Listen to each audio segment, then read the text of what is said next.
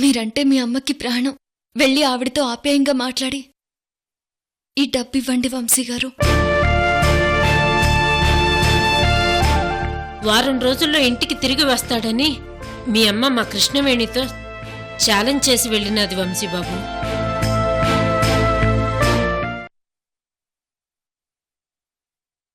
అమ్మా, నేను ఇంట్లోనే ఉండిపోవాలని రాలేదమ్మా.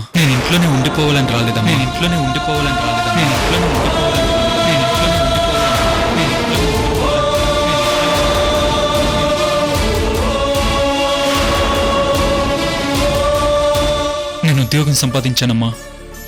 నాకు శాలరీ అడ్వాన్స్ ఇచ్చారు.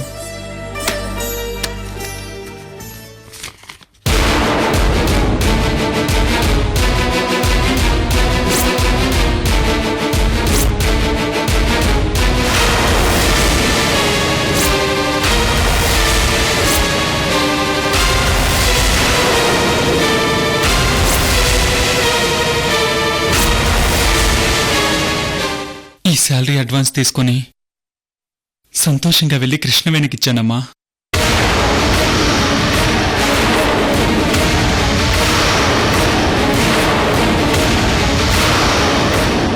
కానీ కృష్ణవేణి ఎంతో మెచ్యూరిటీగా ఈ డబ్బు నాకు కాదు మీ అమ్మకివ్వు ఆనందపడుతుందని నన్ను ఇంటికి పంపించిందమ్మా.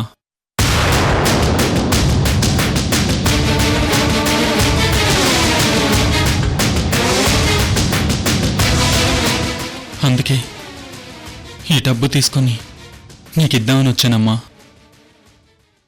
తీసుకోమ్మా.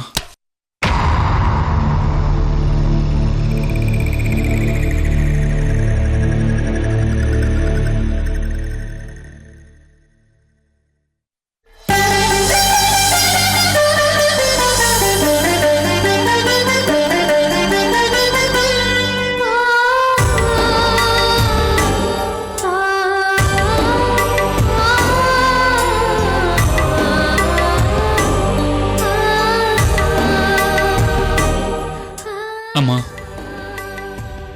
నేను వారం రోజుల్లో తిరిగొస్తానని, ఆకలికి తట్టుకోలేక పారిపోయి మళ్ళీ ఇంటికొస్తానని అనుకోవద్దమ్మా.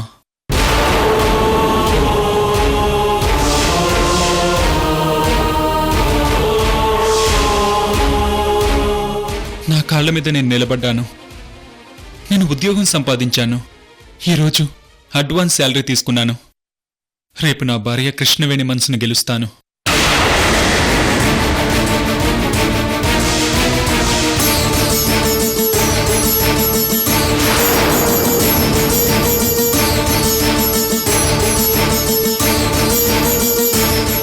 నేను జస్ట్ మొదటి మెట్టెక్కానంతే. అంటే జస్ట్ పాస్ అయ్యాను.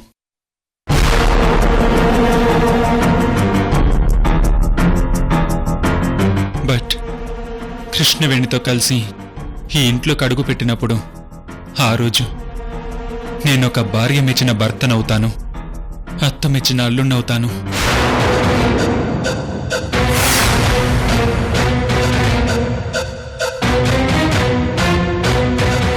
అప్పుడే రత్నప్రభాదేవి కొడుకునని గర్వంగా చెప్పుకునే స్థాయికొస్తాను. అంతవరకు నేనింటికి రానమ్మా.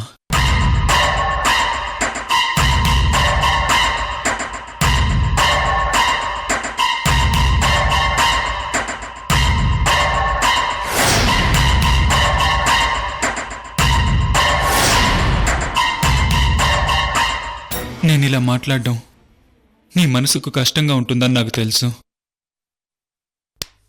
అయినా సరే నా కోసం ఓర్పుగా ఉండమ్మా, ప్లీజ్.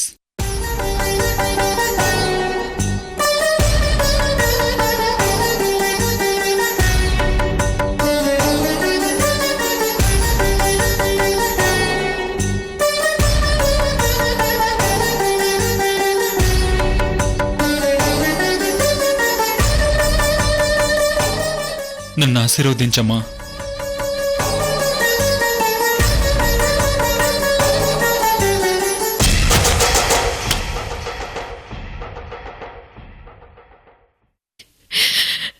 నాన్న వంశీ,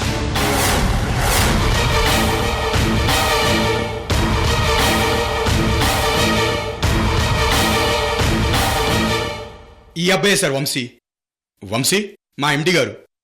నమస్తే సార్. ఏం చదువుకున్నావు?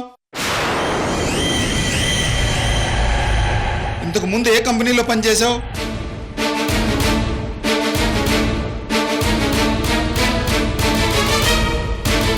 ఏంటి మాట్లాడు? క్వాలిఫికేషన్ ఏంటి?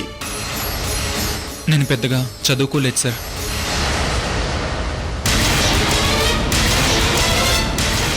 సార్ నువ్వు ఒక నిమిషం ఆగు.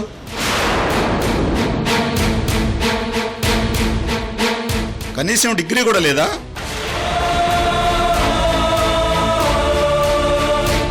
పోనీ ఇంటర్, 10th? చందులాల్,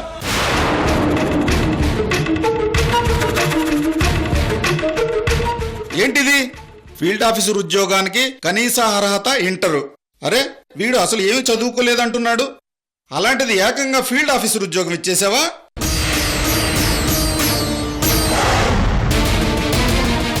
కన్స్ట్రక్షన్ ఫీల్డ్లో జాబ్ అంటే అంత ఈజీనా?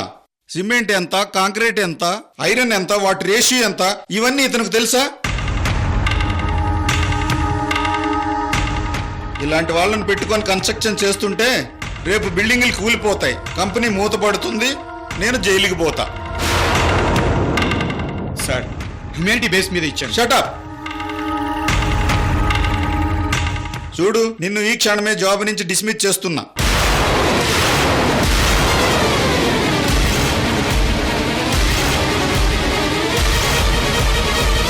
సార్, ఈ జాబ్ చేయడానికి నాకు క్వాలిఫికేషన్ లేదు, కానీ ఇక్కడ కూలి పని చేయడానికైనా నాకు పర్మిషన్ ఇవ్వండి సార్.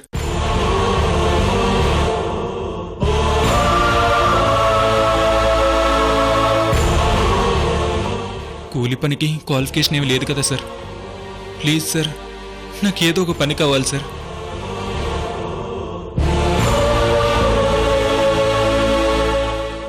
సరే, కూలి పనే కదా, చేసుకో, వెళ్ళు. Thank you sir.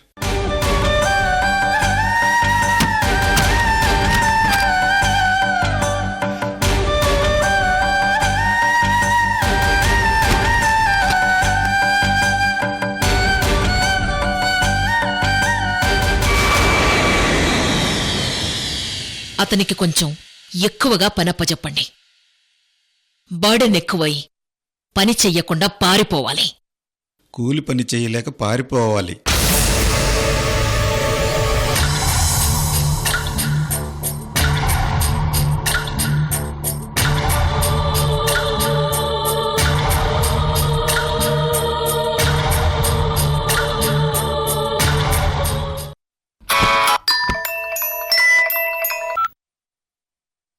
మేడం, మీరు చెప్పినట్లుగానే ఉద్యోగంలో తీసేశాను మేడం.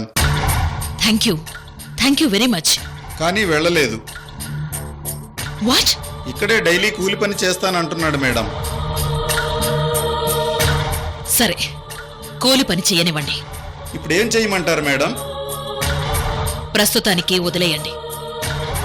రేపేం చేయాలో నేను మీకు ఫోన్ చేసి చెప్తాను. అలాగే మేడం. కూలి పని చేస్తావా? చేతులు బొబ్బలెక్కి వద్దు బాబోయ్ అని పారిపోవాలి.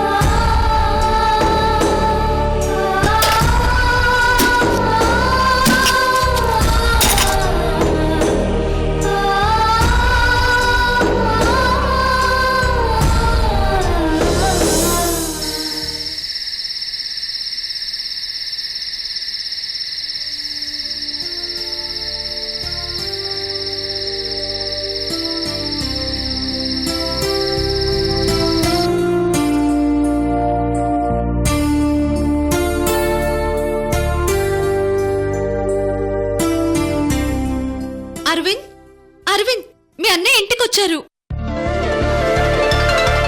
ఏంటి, అన్నయ్య ఇంటికి వచ్చాడా? ఎక్కడ? రూమ్ లో ఉన్నాడా? అన్నయ్య, అనయ్య అనయ్య అనయ్య అరవింద్ అనయ్య అనయ్య అరవింద్ అనయ్య అనయ్య అనయ్య అనయ్య అరవింద్ వంశీ గారు ఇంట్లో లేరు.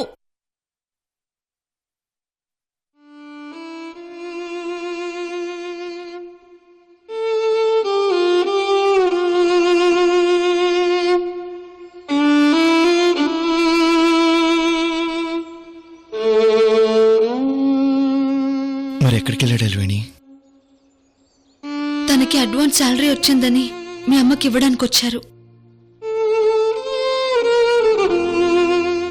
శాలరీ ఇచ్చి అత్తయ్య ఆశీర్వాదాలు తీసుకుని వెళ్ళిపోయారు.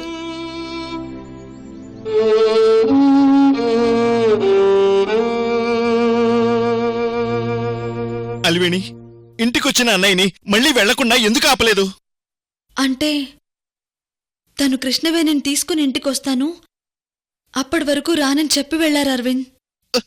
అయ్యో అరవింద్, ఏమైంది అరవింద్? అలివేణి, అన్నయ్యని చూడకుండా నేను ఉండలేకపోతున్నాను. ఆఫీస్లో తన క్యాబిన్ వైపు చూస్తే అన్నయ్య నా కళ్ళ ముందు మెదులుతున్నాడు. తన సంతకం ఉన్న ఫైల్స్ చూస్తుంటే అన్నయ్య గుర్తొస్తున్నాడు అలివేణి. ఆ రోజు తను ఎమోషన్లో ఆ నిర్ణయం తీసుకున్నాడు. మనం కూడా ఓకే అన్నాం. కానీ ప్రాక్టికల్గా ఆలోచిస్తే అవన్నీ జరగవు అలివేణి, జరగవు.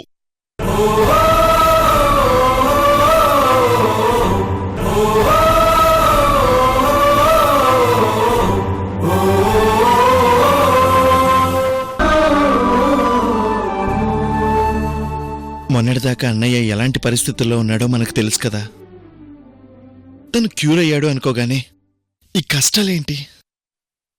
అసలు ఇవన్నీ అవసరమా చెప్పు?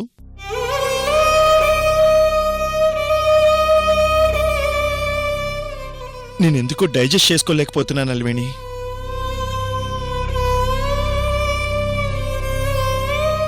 అన్నయ్య లేని ఈ ఇంట్లో నాకు ఒక్క క్షణం కూడా ఉండబుద్ధి కావట్లేదు. ఏదో తెలియని ఒంటరితనం వచ్చేసింది. I miss my brother a lot అల్వేణి.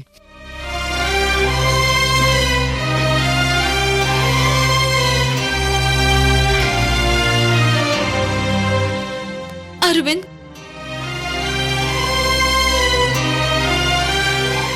అన్నయ్య లేని ఆఫీసు, అన్నయ్య లేని ఇల్లు నరకంగా ఉంది అల్వేణి. బాధపడకు అరవింద్. అటు అన్నయ్య పట్టుదల, ఇటు వదిన, వాళ్ళిద్దరినీ ఎలా కలపాలి? ఎలా ఒక్కటవుతారు? నాకేం అర్థం కావట్లేదు అల్వేణి. మీరు మీ మనసులో ఇంత బాధపడుతున్నప్పుడు మీరే వెళ్లి వంశీ గారితో మాట్లాడి ఇంటికి తీసుకొచ్చేయండి. అవును అరవింద్, నీ బాధ నాకు తెలుసు. అన్నదమ్ముళ్ళు విడిపోతే అదెంత నరకంగా ఉంటుందో కృష్ణవేణి నేను దూరమైనప్పుడు అనుభవించాను. అందుకే వెళ్లి వంశీ గారిని కన్విన్స్ చేసి ఇంటికి తీసుకొచ్చేయండి, సరేనా? Thank you very much Alveni, thank you.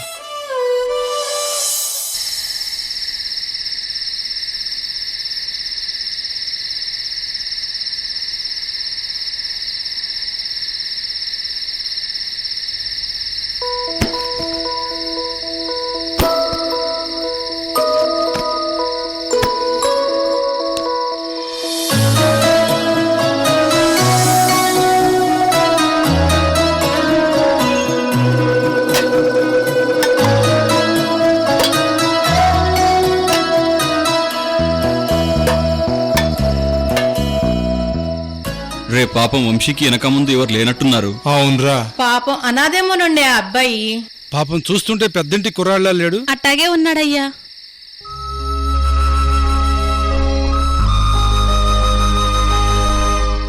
ఏమయ్యా, కొంచెం అన్నమో కారపొడి మిగిలింది, ఆ అబ్బాయి తింటాడేమి ఇచ్చొస్తారా? అలాగే పెట్టు, తీసుకెళ్ళి ఇచ్చేస్తాను.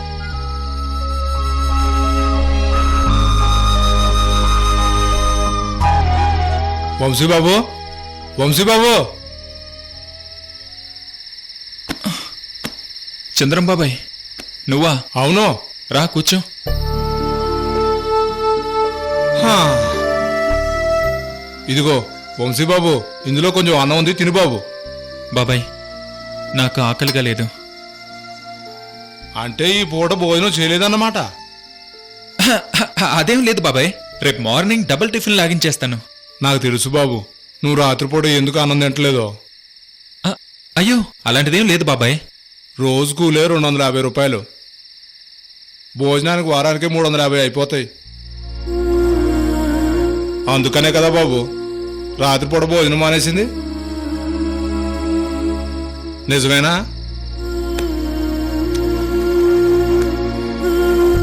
బాబాయ్ ఈ నెల శాలరీ అడ్వాన్స్గా తీసుకున్నాను. మిగిలిన శాలరీ ఇంటికి తీసుకెళ్ళి నా భార్యకి ఇచ్చేయాలి. నేను ఇక్కడ భోజనం చేస్తే శాలరీ తగ్గుతుంది కదా.